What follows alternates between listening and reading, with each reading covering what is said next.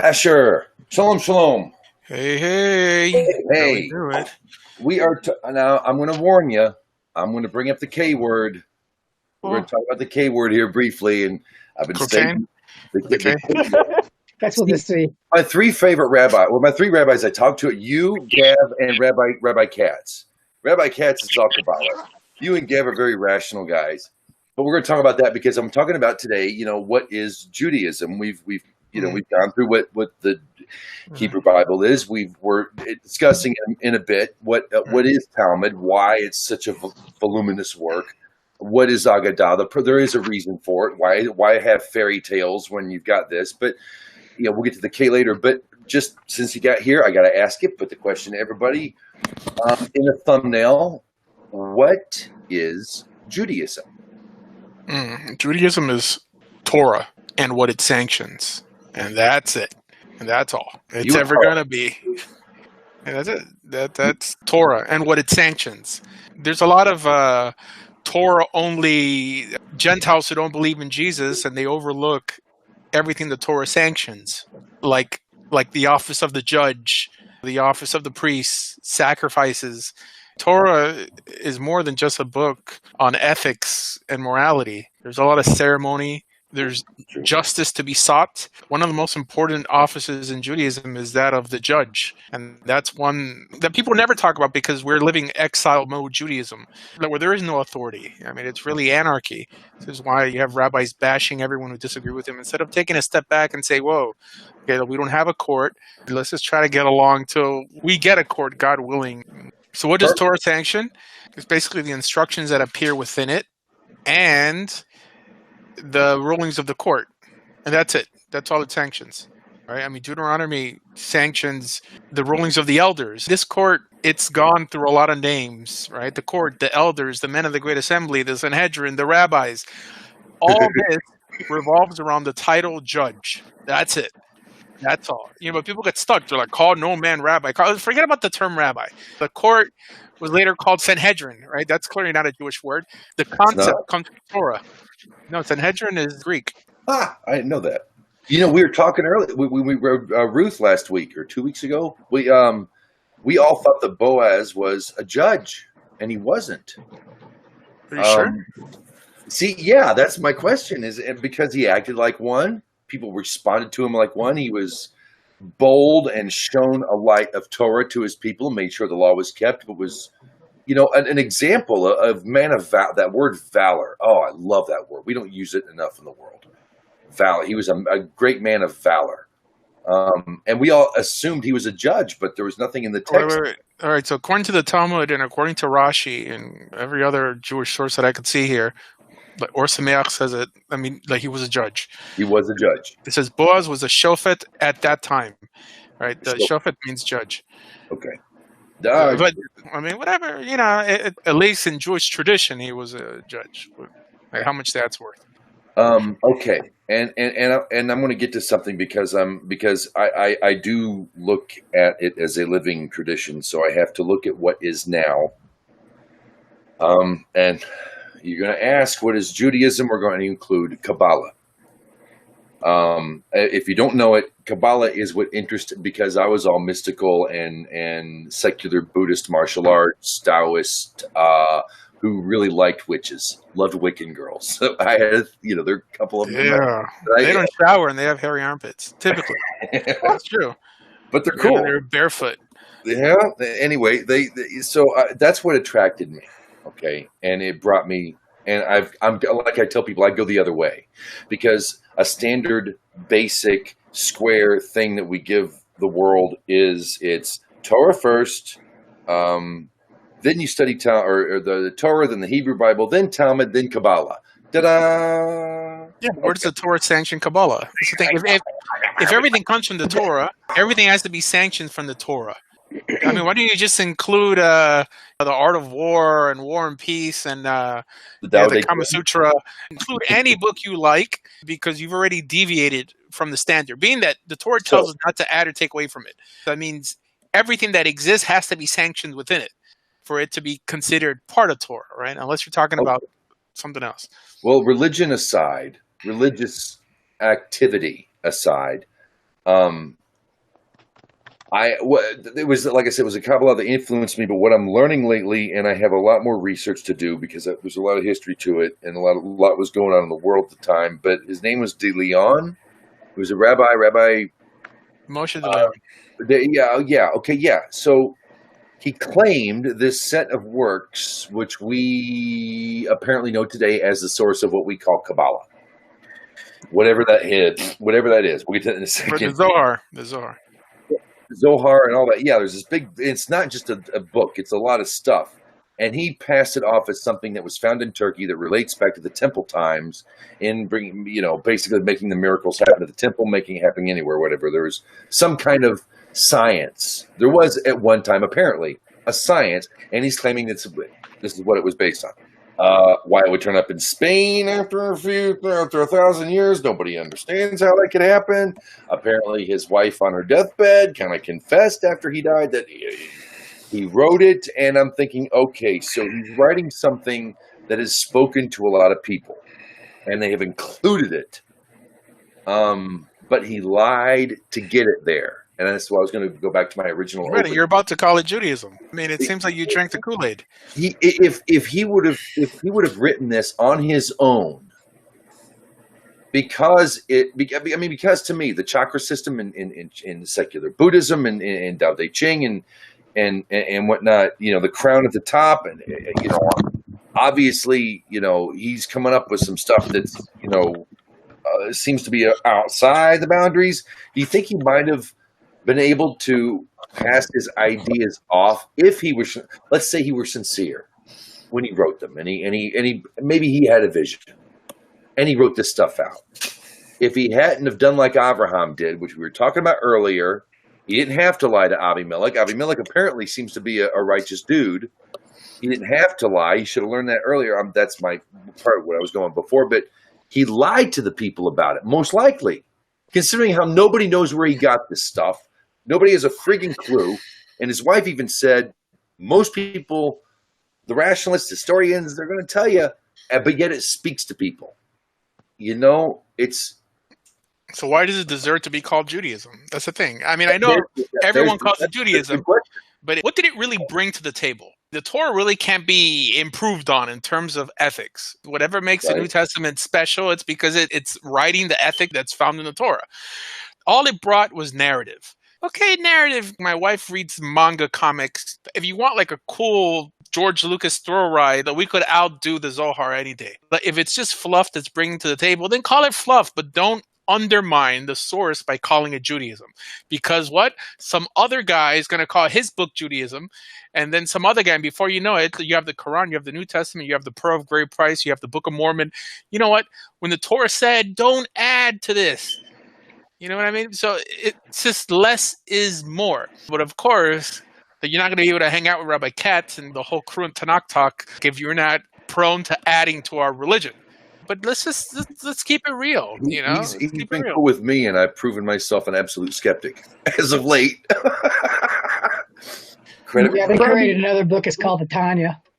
Right, the Tanya. Okay. Well, my question to the Rebbe is, where do the Mishnah Torah fit into the, because I was under the impression that the Mishnah Torah is like a fence around the Torah. Am I wrong? Wrong. Okay. You may be confusing Mishnah with Mishnah Torah, or Mishnah with Mishneh Torah. Oh. Okay, so Mishnah is what was compiled by Rabbi Yehuda Hanassi. They took all the notes that were scattered around because Israel was about to enter exile for longer than they anticipated, and they put together the Mishnah that gave birth to its commentary, the Gemara, and both of those compile what's called Talmud.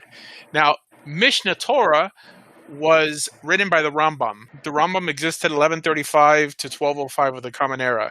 What the Rambam did, he took all the laws in Judaism that is not just found in the Talmud, but both Talmuds, the Babylonian and the Jerusalem Talmud, the Sifra, the Mechilta, the Toseftot, and he compiled it in one book called Mishnah Torah, made up of 14 volumes.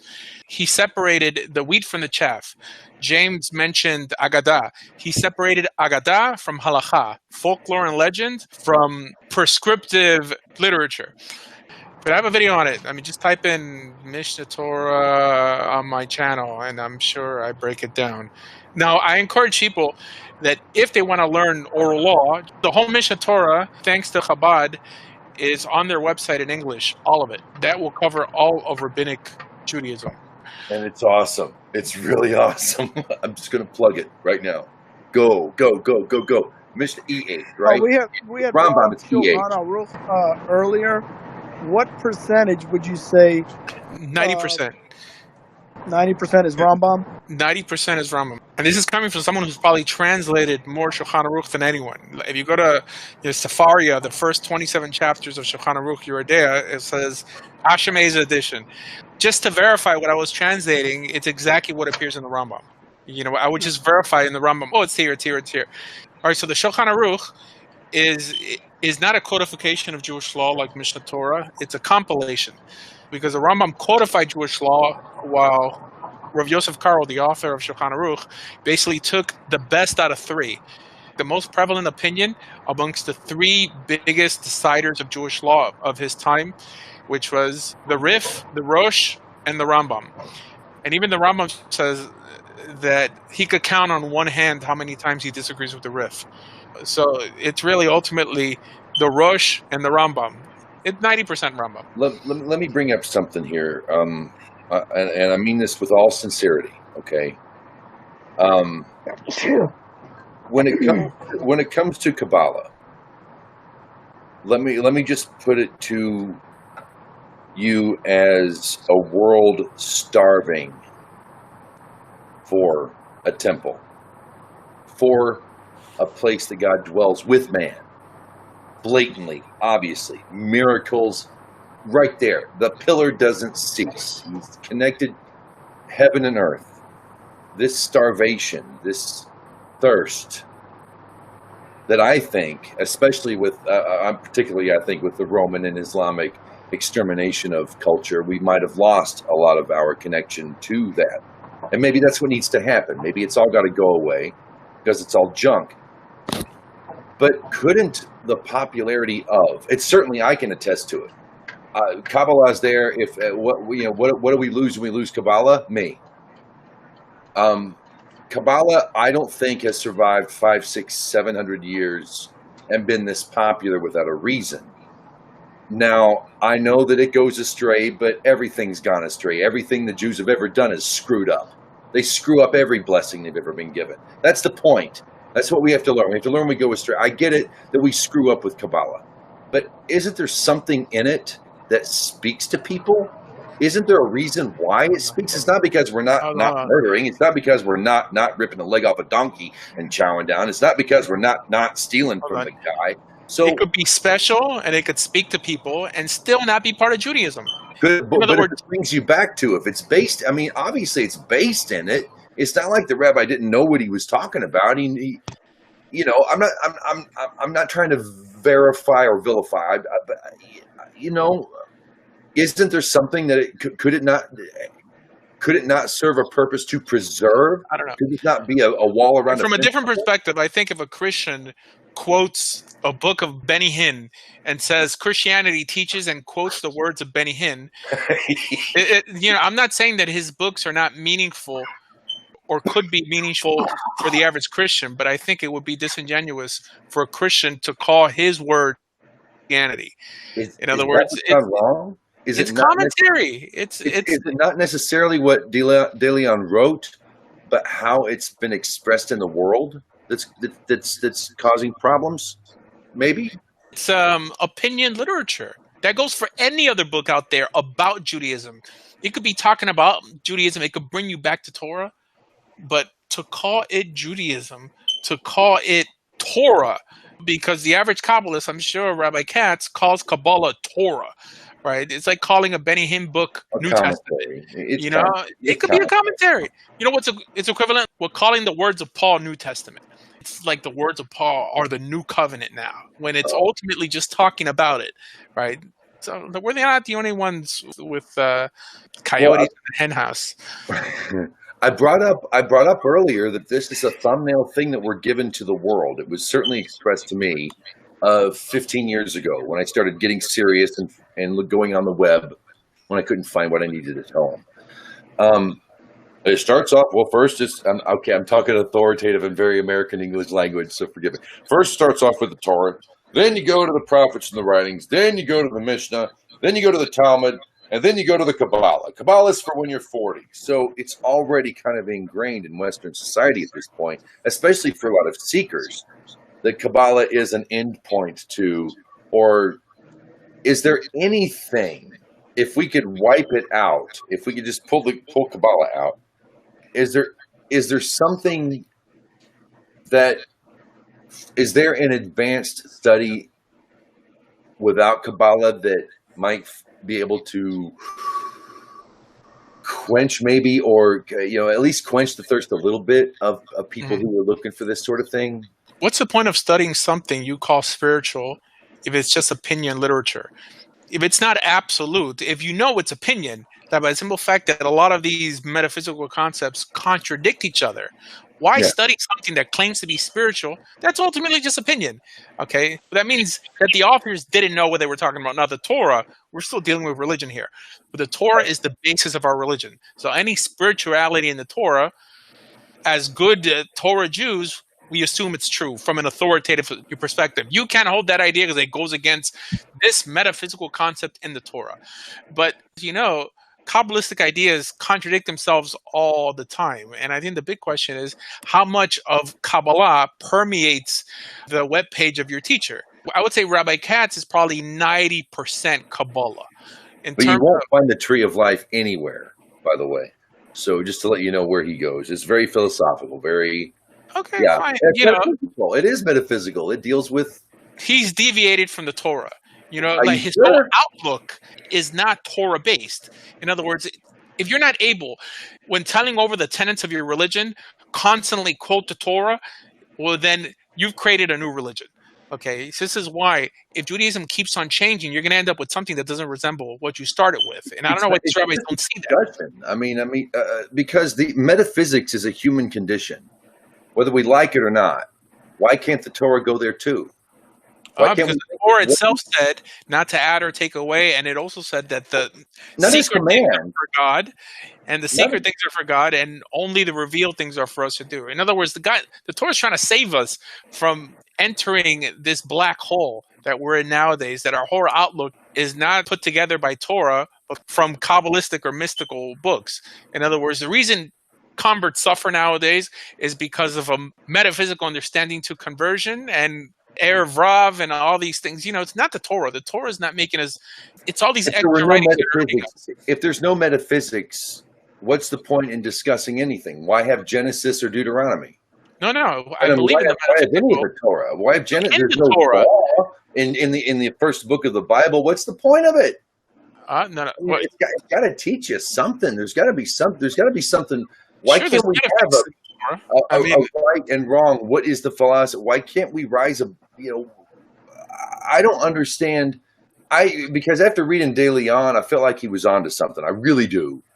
I don't know if it's right or not, because in the end, I've gone the other way. I started with Kabbalah, but I'm far from it now. But I still philosophize. I can still sit. Now, some of these guys, dude, I'll be honest with you. I'll be honest with you here. There's some guys who come on. I've seen videos, and I couldn't follow them for the life of me.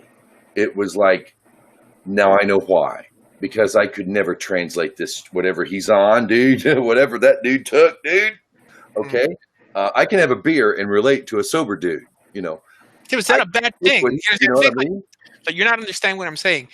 It's good to take things from a devotional perspective. It speaks to you. You can even believe God put this in my path because it's leading me somewhere, right? Sure. But you can't say that this is a universal truth. And if you don't see what I see, right? You're out you've missed Torah because this is Torah. You know what I mean? Okay, so it's how it's been activated. It's not. It's the way it's presented in the world is it's just a part of it, and you deal with it. I always looked at Kabbalah as the philosophical end of the book.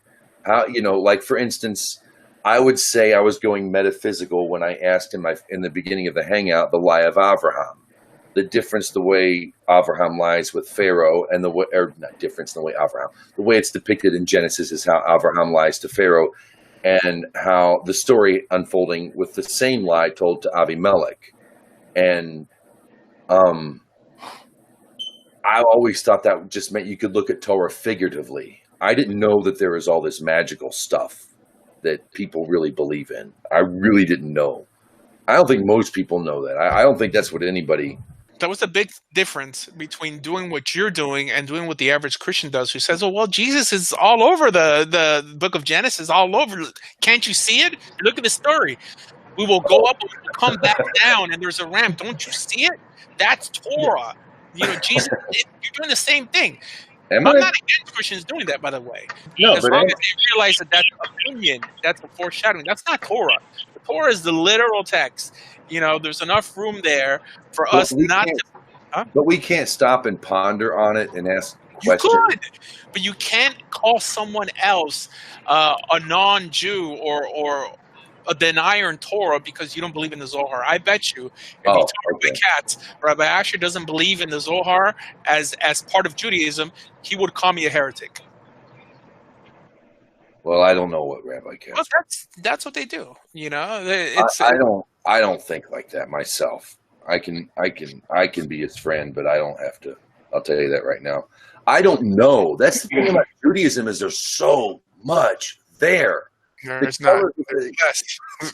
There's less than you think. It's just the 5 books of Moses, man. It's so liberating. I mean, it just makes you want to buy a motorcycle, or do something, or do something with your life apart from just spending your whole life, wasting your whole life in yeshiva, studying books that were written a year ago, 200 years ago, thinking that this is Torah. It's just, just master the 5 books of Moses, man, and what it sanctions. And you would have so much time to do so much. I mean, you could rob banks. I mean, you could kill terrorists. I'm just telling you, there's the heck. Well, what Gab said, there's a difference between a Jew in America and a Jew in Israel. In America, it's lawyer Jew, doctor Jew, accountant Jew, Hollywood Jew. And over in Israel, you got plumber Jew, cashier Jew, stardom over there. Jew. In Israel, they say that in Israel, they don't sell male clothing. They sell women's clothing and bigger women's clothing. Because the men, they dress like women. I mean, they have that European, Italian thing with like sequins and all this. No way. Yeah, it's very gay. But Israel has more gays. I mean, it's the capital of the world now, surpassed Amsterdam. There you go. That's what happens when you... They closeted them. They've been closeted. You're bound to have a backlash, but... Those are your people, man. Live it up or lick it up, whatever. Kiss. There we go. I'm a Kiss fan. Look it up.